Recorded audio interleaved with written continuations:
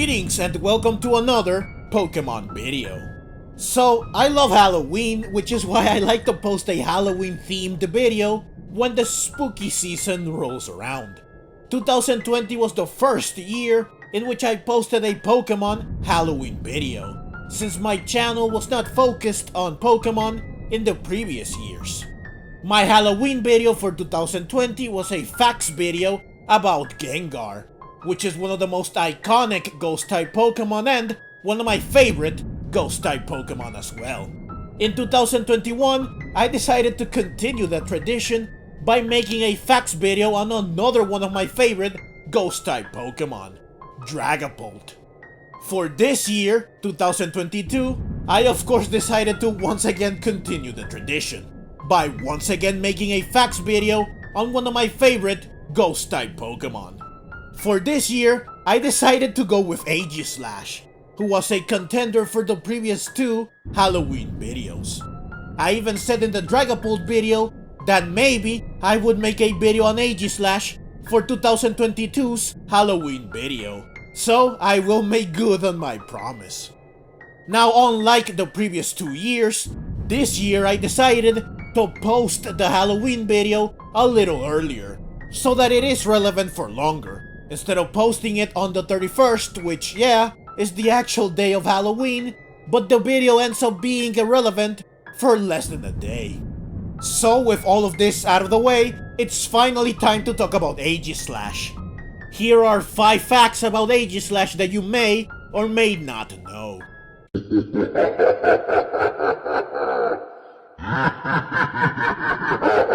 Fact number 1 is that Aegislash and its pre-evolutions, Honedge and Doublade, have a unique type combination.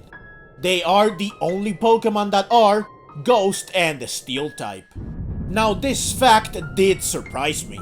Not because I did not know about it, because I did.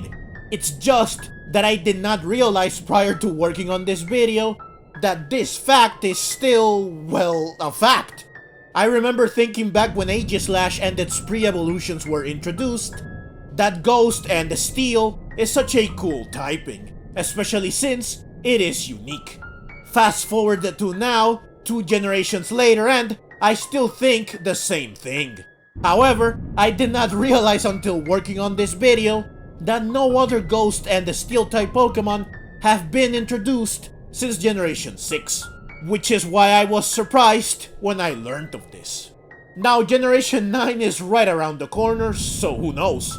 Maybe Aegislash and its pre-evolutions will no longer be the only Steel and Ghost type Pokemon. Fact number 2 has to do with fact number 1.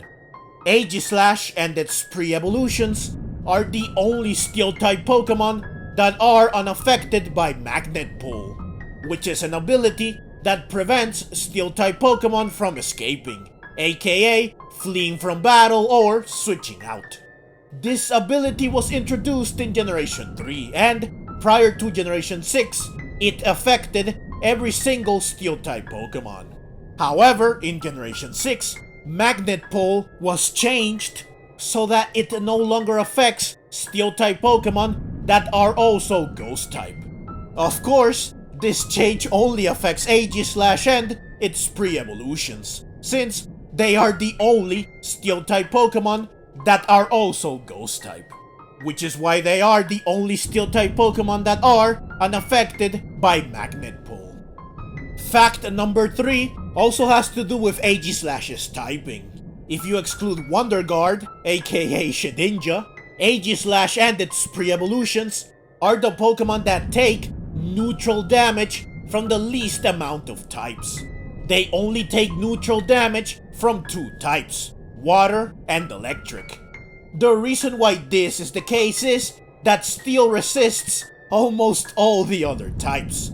More specifically, out of 18 types, Steel, as of Generation 6, resists 10 types, and it is immune to 1, poison. Here's an extra fact for you that is relevant here. Prior to Generation 6, the Steel type actually had 11 resistances.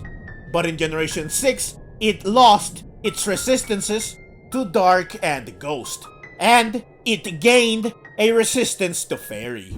So pair Steel and its 10 resistances plus 1 immunity with Ghost and its 2 resistances plus 2 immunities, and you get a very resilient type combination. Especially since one of the 2 types that the Ghost type is immune to, the Fighting type, is one of the only 3 weaknesses Steel has.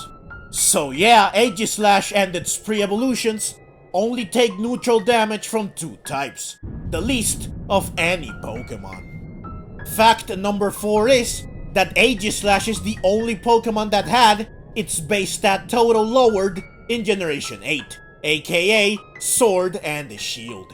Aegislash's base stat total went from 520 prior to Generation 8 to 500 in Generation 8, so it lost 20 stat points total.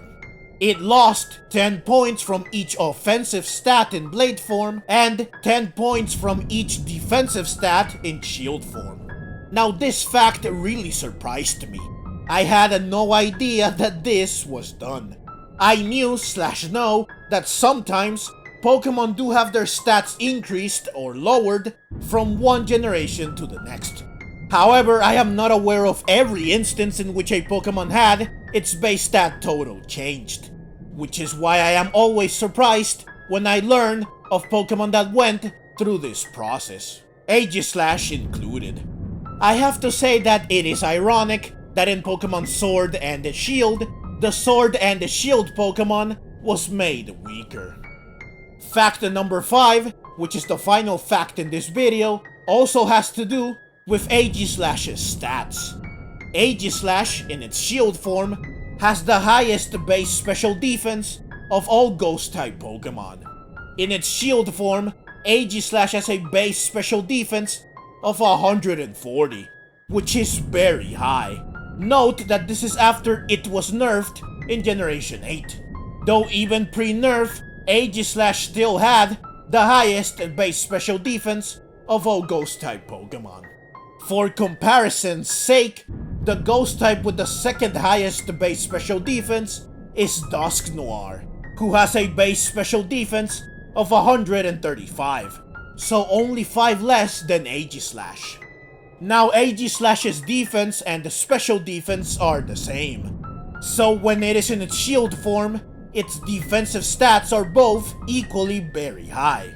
But while Aegislash has the highest special defense of all Ghost-type Pokemon, it does not have the highest defense of all Ghost-type Pokemon. This is of course because there is a Ghost-type Pokemon whose defense is even more ludicrous.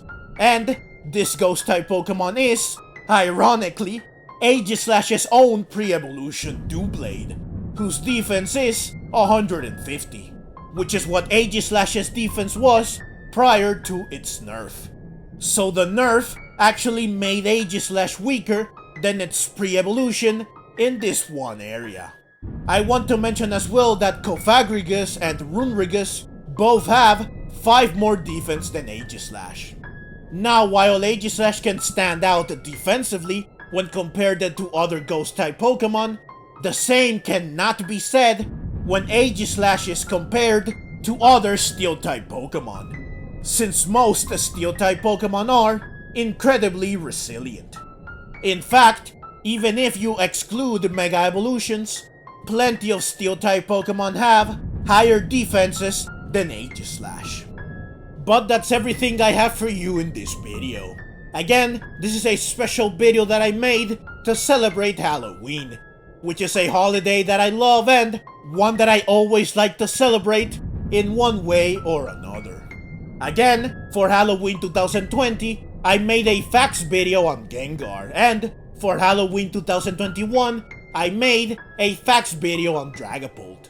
I will leave a link to both of these videos in the description below and at the end of this video so that you can go watch them as well if you haven't already. It is the scary season after all, therefore there is no better time than now to watch them. Now, like I said in those 2 videos, I have a lot of fun making videos like this, not just because it's always nice to learn new things, or because it's fun to compile these findings, which I can then share with other people. But also because I love Halloween and because it is so fun to make fact videos like this. I really should make more videos like this whenever I have the time, and not just for Halloween, especially since the Dragapult video has performed pretty well. So yeah, perhaps I should just make more videos like this, or at least maybe I should just do more than one video like this for Halloween. Now that's an interesting thought. But that's the video. I hope that you enjoyed it, I hope that you learned something new, and thank you very much for watching. Let's meet again in the next video, and happy Halloween!